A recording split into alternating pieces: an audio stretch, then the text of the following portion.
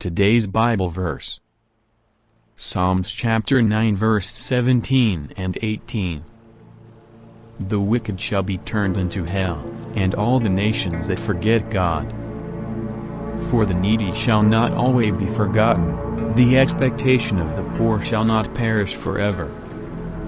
Amen. Explanation of this verse. Today's Bible verse is taken from Psalm. It reminds us of God's fairness and kindness.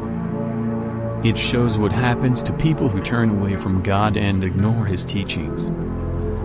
The verse shows a serious view of what happens to bad people. It stresses that their wrongdoing and ignoring God will cause them to be separated from Him forever. This is a reminder for countries and people to follow God's ways and keep Him in their hearts.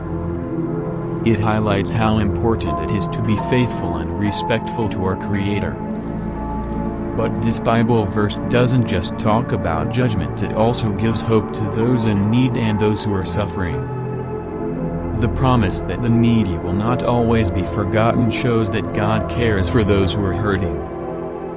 It shows us that God cares about the problems of the poor and those who are treated unfairly. He listens to their cries and hopes, and He remembers them, promising that one day things will be set right and they will be helped. This part of the passage reminds us to keep going and believe that God has a plan. He will keep His promises. Conclusion.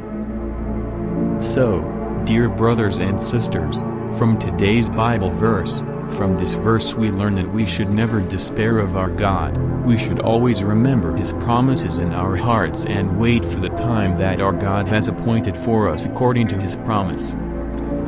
Yes, surely He will exalt us at that time, because He is the Creator and owner of this universe and our Maker, and neither can He deceive like a human being, but He is true to His promises and is righteous, whatever He wills.